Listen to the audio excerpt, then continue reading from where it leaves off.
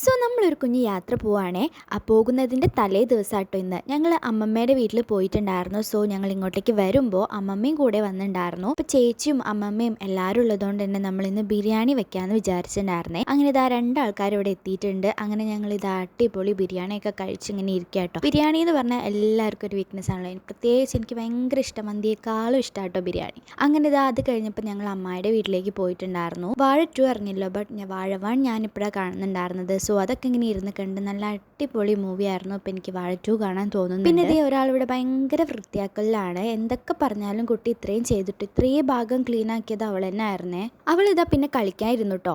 എന്തൊക്കെ പറഞ്ഞാലും കളിക്കുകയാണെങ്കിലും എന്തെങ്കിലും പണി ചെയ്യുകയാണെങ്കിലും ഒക്കെ അവൾ ഒറ്റയ്ക്ക് തന്നെ ഓരോന്ന് പറഞ്ഞ് ചെയ്തോളും. ആരെങ്കിലും ഒരാൾ കൂടെ ഇരുന്ന് ഇങ്ങനെ സംസാരിക്കാനുണ്ടായാൽ മതി കേട്ടോ. പിന്നെ ഇപ്രാവശ്യത്തെ വിഷുവിന് നമ്മളിവിടെ ഇല്ല. അച്ഛനോട് പടക്കം വാങ്ങിക്കേണ്ട പറഞ്ഞിരുന്നു. എന്തൊക്കെ പറഞ്ഞാലും അച്ഛൻ വാങ്ങിക്കും. അങ്ങനെ അതൊക്കെ ഇതവിടെ ചൂടാക്കാൻ വെച്ചേക്കണേ. എന്നിട്ട് ഞങ്ങൾ പതിയെ പാക്കിംഗ് ഒക്കെ സ്റ്റാർട്ട് ചെയ്തു. അമ്മായും ചേച്ചിയൊക്കെ വന്നിട്ടുണ്ടായിരുന്നു കേട്ടോ. അപ്പോൾ ഇതാ ഓരോന്നും പറഞ്ഞ് എനിക്കാണെങ്കിൽ എന്തെങ്കിലും എടുത്ത് വെക്കുമ്പോൾ കറക്റ്റ് പ്ലാൻ ചെയ്ത് വെക്കണം. അല്ലെങ്കിൽ ഞാൻ എന്തെങ്കിലുമൊക്കെ മറക്കുന്ന സാധനം ചിലപ്പോൾ എനിക്ക് ഭയങ്കര ആവശ്യമുള്ളതൊക്കെ ആയിരിക്കും. ഒരു കുഞ്ഞു സാധനം ആയാലും മറന്ന് എനിക്ക് ഭയങ്കര ഒരു ഇറിറ്റേഷനാണ്.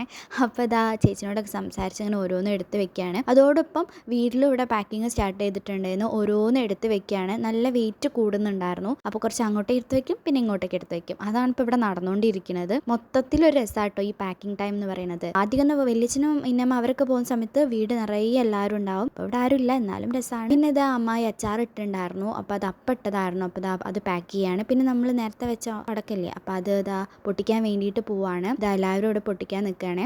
കഴിഞ്ഞ പ്രാവശ്യത്തെ വിഷു അടിപൊളിയായിരുന്നു കേട്ടോ, ബാക്കിയുള്ള പ്രാവശ്യത്തെക്കാളും. കാരണം അഭിയേട്ടനും വെള്ളിയച്ഛനും ബാക്കി ജിത്തേട്ടനൊക്കെ ഇവിടെ ഉണ്ടായിരുന്നു. അഭിയേട്ടനും വെള്ളിയച്ഛനും എല്ലാവരും കൂടി ഉണ്ടായിട്ട് ഒരു 4-5 വർഷം കഴിഞ്ഞിട്ടുണ്ടാവും എന്ന് വിചാരിക്കുന്നു.